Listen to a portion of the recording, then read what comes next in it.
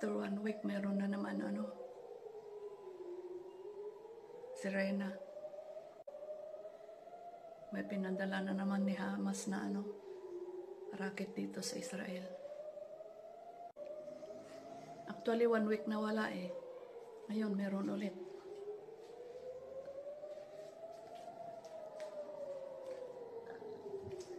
10 o'clock ng gabi. Yung alaga ko natutulog na. Yung amo ko.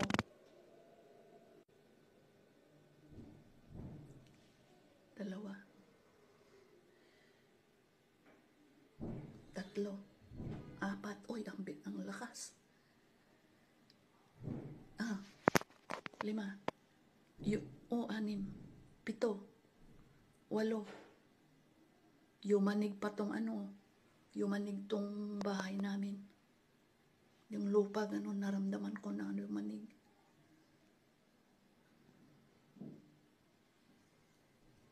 Actually, meron pa 2. 10 na yata actually. Meron pa. Pero medyo malayo eh. Meron ulit. Sunod-sunod. May racket na naman. Takbo ako doon. Ano ba yan? Akala ko wala nang racket. Meron ulit.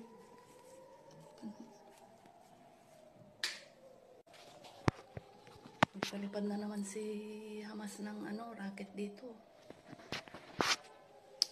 Inaantok ako. Gusto kong matulog. Ayan. May racket na naman yung alaga ko. Tulog na tulog. Kagagaling lang namin ng daycare center.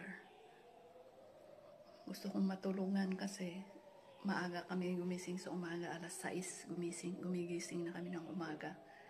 Tapos dinadala namin yung mga alaga namin matatanda doon sa daycare center. Ngayon, doon sila kakain ng breakfast. Kakain din sila ng lunch.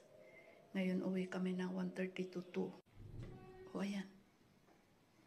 Yumanig ang bahay at 2. Ang lalakas, malapit lang. 3, 4, 5, 6.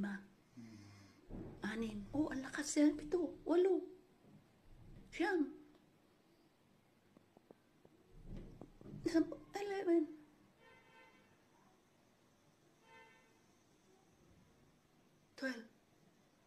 Medyo malayo ng konti. Nakakatakot na sunod-sunod na ngayon ang sirena at bomba dito sa Tel Aviv.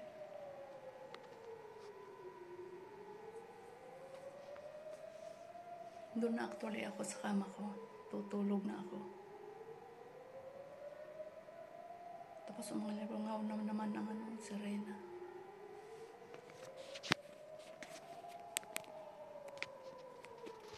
Tutulog na sana ako.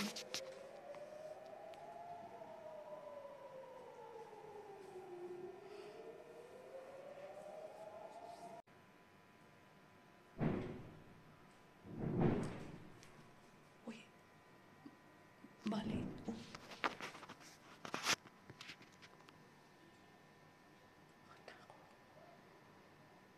Naramdaman ko ang lupa gumanyan, no? Parang, anong tawag ba doon? Parang gumanyan yung lupa, ibig sabihin. Dahil malakas yung, yung sounds ng pagputok ng Sigurado tumama yun sa lupa kasi ang lakas. Hindi ko lang alam kung saan dito. Lakas.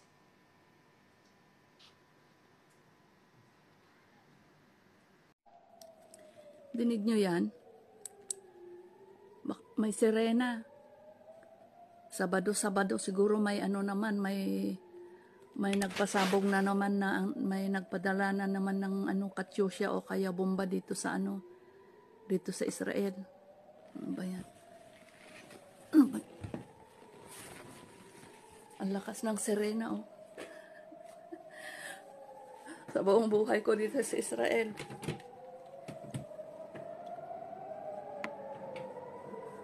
Wala naman kaming wala kami kasing TV, kaya hindi ko alam kung ano yan, yung sirena na yan. pagka may sirena dito sa Israel, ibig sabihin, may umatake na naman dito sa Israel, may nagpadala na naman ng bomba, may na mga rocket, hindi ko alam kung nanggaling sa Palestine, Syria o kaya sa Lebanon na naman. Ayan, nawala na. Uy, yan. May sumabog na bomba. Uy, nininervyos ako. Alam nyo, dito sa work ko kasi, malapit na ito sa Israel, malapit na ito sa sa Jerusalem eh. Sa mga yung dating trabaho ko noon sa Haifa, hindi gaano. Ayan. Pagka may sirena dito sa Israel, ibig sabihin, may umatake na naman dito sa Israel, may nagpadala na naman ng bomba.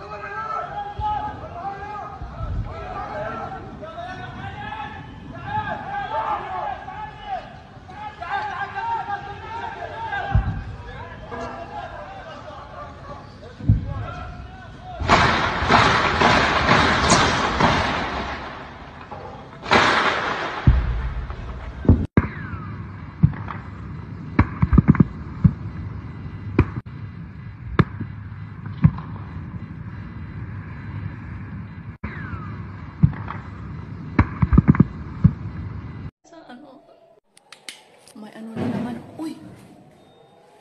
Lakas ng lakas ng bomba. Ay!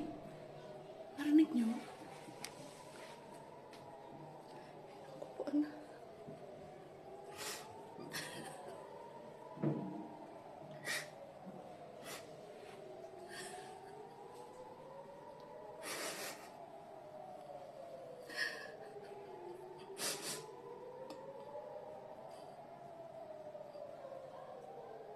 Diyos ko, tulungan ako.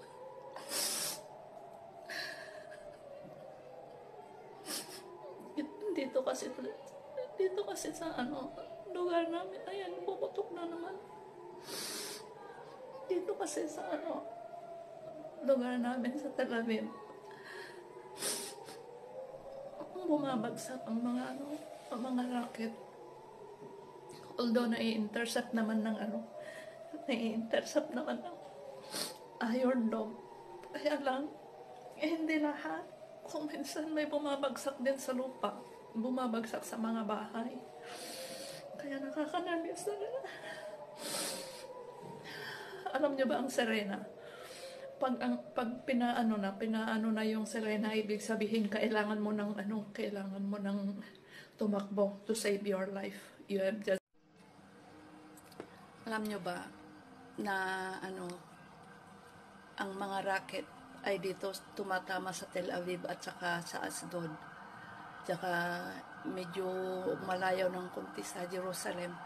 Sa Jerusalem, hindi bumabagsak yung doon, yung mga rocket doon kasi magkalapit lang sila. Kumbaga, ito ang Palestine, ito ang Jerusalem. So, ibig sabihin, pag pakawalan ni Hamas yung kanyang mga rocket, ibig sabihin, pupunta sa malayo at babagsak sa malayo. Ang tinatarget nila kasi, ang Tel Aviv ang may mas maraming population. So, tinatarget nila kung saan mas may maraming population para mas marami silang madali doon o mamatay doon.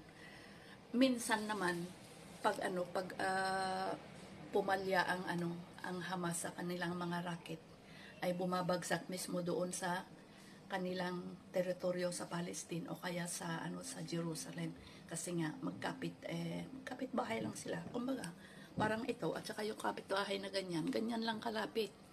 Kumbaga, kasi magka-boundary sa na ganyan. So, ibig sabihin, pag magpaulan si Hamas ng rocket, ibig sabihin, pupunta yung rocket sa malayo. Ang malayo na yon ay dito sa amin, dito sa Haifa. Ay, dito. Palagi pagka may... Oh, ayan na naman yung ano. Yung, ano ba yan? Yan na naman yung ano, narinig nyo? Yung sirena.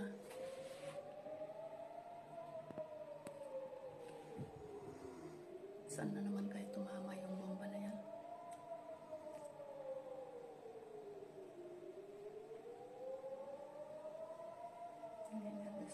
Ninenervyos ako palagi pagka may ganyan.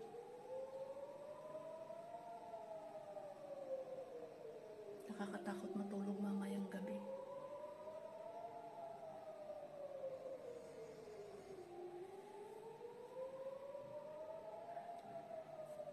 Naririnig nyo yan?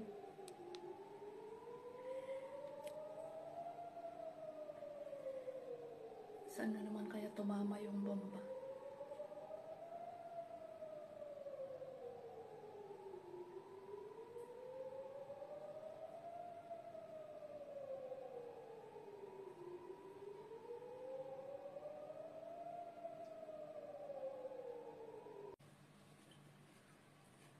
Ew! Ew! Tatlo!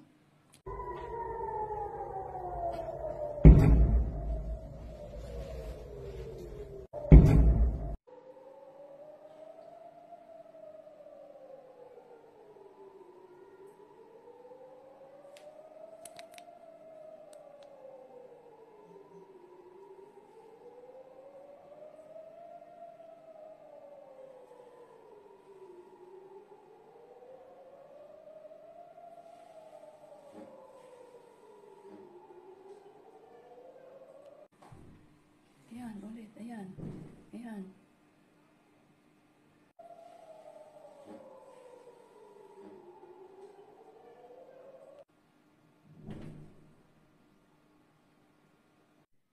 Anim yung narinig ko na ano, bomba na bumagsak kanina dito. Dito lang yan, malapit eh.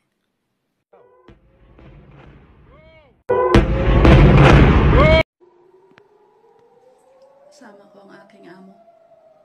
Yan siya.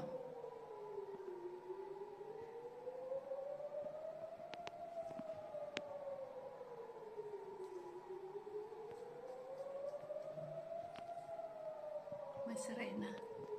May bomba na naman sasabog mamaya.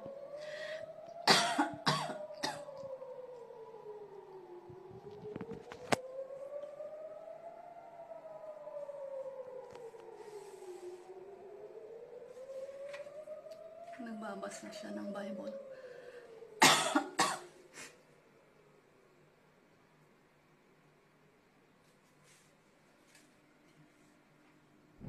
Yun, sumaat, bomba.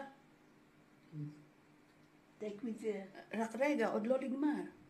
Yun, od. Yun, shalos. Tatlo. Ayun, arba. Apat. Ang susunod kong video ay video ko kagabi. Ngayon ko lang siya i-upload. Malakas ang ulan kagabi kasi.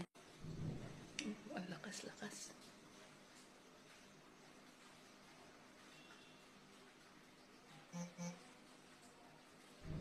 Yun. Dalawa. Tatlo. Apat. Mula noong Sabado, ngayon lang ulit ako nakarinig ng sirena.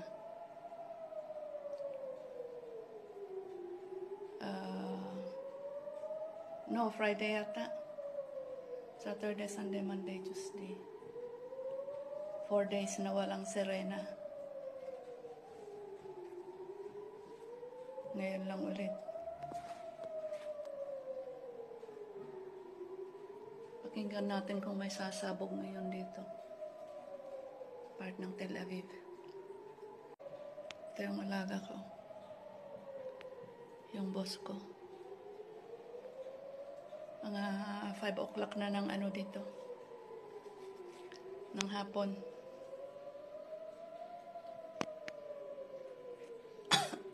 Dito sa Israel. Oo. Narinig niyo ang lakas. 5, 6, 7,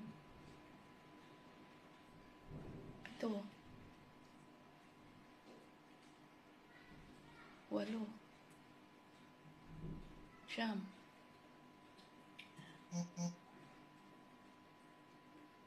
Dami ngayon ha. Mula nung nag-umpisa ngayon lang ako nakarinig ng ganyan. 10. Pero medyo malayo.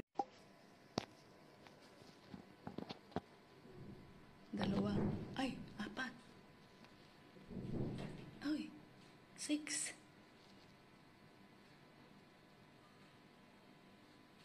6 na. Ngayong araw baka 3 beses na ngayong araw na may sirena. Tapos may sumabog din kanina pero walang sirena.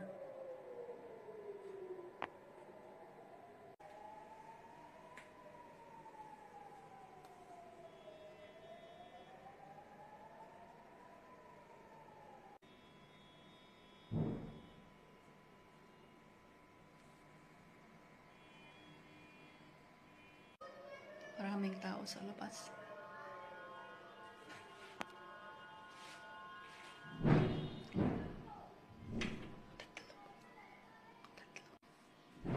Oo. Narinig niyo ang lakas. 5, 6,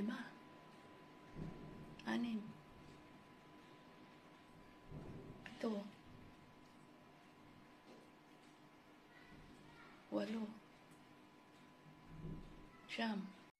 May eroplano. May sirena tapos may eroplano na tumadaan.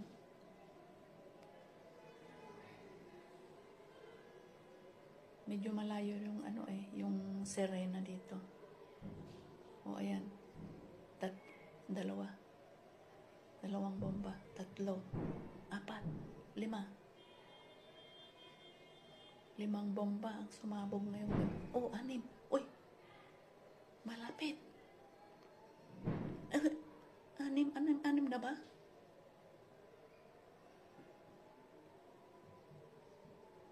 Ang oras na ba ngayon?